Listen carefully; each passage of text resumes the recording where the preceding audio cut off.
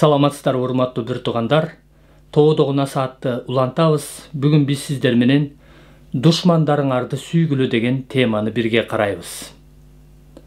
Душманды сүйүү жөнүндө Иса Теңир Матай жазган жакшы кабар 5-бөлүм 43-төн 48-ге чейинки аяттарда мындай деп айткан.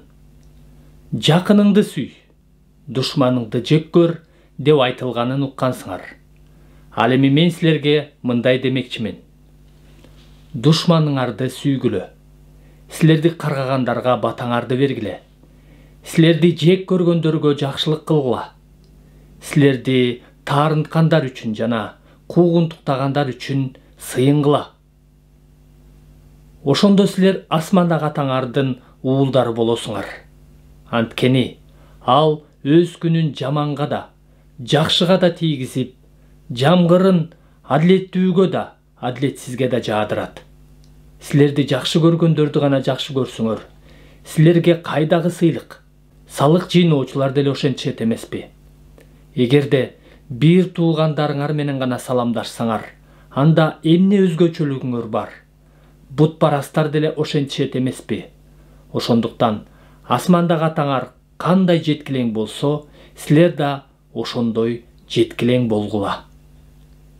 Байыркы келишим китептеринен, мыйзам китептеринен биз жакыныңды сүй деп жазылган осуятты көп жолу окуй алабыз. Ал эми душманыңды жек көр деп жазылганын бир дагы жерден таба албайбыз. Бул деген сөз, фарисейлер бул осуятты өздөрү ылайык көргөндөй чечмелеп алышкан. Мисалы, Левилер китеби 19-бөлүм 18-аятта мындай деп жазылган. Өз элиңдин уулдарына жамандык ойлобо, кек сактаба. Тескерисинче, өзүңдү кандай сүйсөң, жакыныңды да ошондой сүй. Мен Теңирмин. Фарисейлер бул мыйзамды биз өз элибиздин гана уулдарын, башкача айтканда, өз жакындарыбызды гана сүйүшүбүз керек. Ал эми душмандарыбызды жек көрүшүбүз керек деп чечмелеп, башкаларды да ошентип окутушкан. Ал эми бул насаат аркылуу Иса бизди эмнеге үйрөткүсү келген?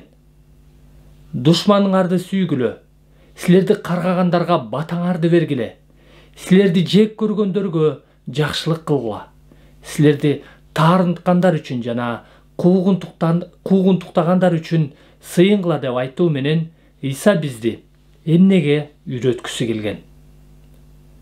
Иса бизди мыйзам тамгасы менен гана эмес, андан да жогорку деңгээлде жашоого үйрөткүсү келген. Иса бизди мыйзам тамгасынан ашып өтүп, рухтуу мыйзамы менен, сүйүү мыйзамы менен жашоого чакырып жатат.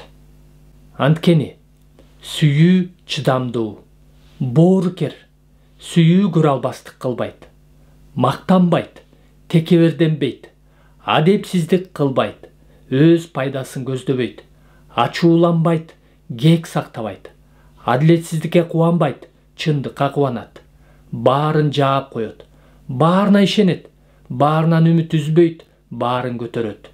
Сүйүү эч качан токтобойт, жана сүйүү баарынан жогору. Сүйүү душмандан өч алууну көздөбөйт, тескерисинче ага жакшы болуусун көздөйт. Бизде кыргыздарда таш менен урганды аш менен ур деген жакшы сөз бар.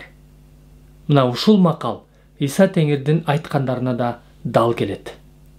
Душманды сүйүү менен жеңүү жөнүндө элчи Павыл да кийинки сөздөрдү айткан. Сүйүүңөр жалган болбосун. Жамандыктан баш тартып, жакшылык кылууга умтулгула. Силерди куугунтуктагандарга бата бергиле, каргабагыла. Жамандыкка жамандык менен жооп бербегиле. Тескерисинче, бардык адамдардын алдында жакшылык кылууга аракеттенгиле. Сүйүктүүлөр, өзүңөр үчүн өч албагыла. Тескерисинче, Кудайдын каарына орун бергиле. Анткени ыйык жазууда Теңир мындай дейт: өч меники, мен тиешесин берем деп жазылган. Душманың ачка болсо, аны тойгуз. Суу сап турса, суусунун кандыр. Анткени ушундай кылуу менен сен анын башына чок үйөсүң. жамандыкка жеңилбе, тескерисинче жамандыкты жакшылык менен жең.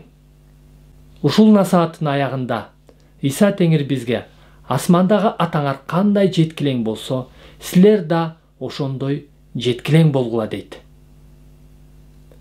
Анткени Кудай бүткүл адамзатты өзүнүн жеткилең сүйүүсү менен сүйдү. Ыйык жазуу бүткүл адамзатты күнөөнүн бийлиги астында, күнөөсүз бир дагы адам жок экендигин далилдейт жана күнөө кылган адам Кудайдын душманы экендигин көрсөтөт. Ал эми Кудай бул дүйнөнү абдан сүйгөндүктөн, башкача айтканда, өзүнүн душмандарын абдан сүйгөндүктөн, өзүнүн жалгыз уулун берди. Кудай анага ишенген ар бир адам өлбөй, түбөл өмүргө ээ болсун деп берди. Кудай өз уулун бул дүйнөнү соттош үчүн эмес, ал аркылуу дүйнөнү куткаруу үчүн жиберди. Мына, сүйүү ушундай деңгээлде жашайт. Сүйүү эң жогорку деңгээлде жашайт. Сүйүү өз пайдасын көздөбөйт. Сүйүү керек болсо, өзүн курмандыкка бергенге чейин барат. Мына, Иса бизди мыйзам тамгасынан ашып өтүп, жогорку деңгээлде сүйүү мыйзам менен жашоого чакырып жатат. Сиз сүйүүнүн ушундай эң жогорку деңгээлинде жашагыңыз келеби?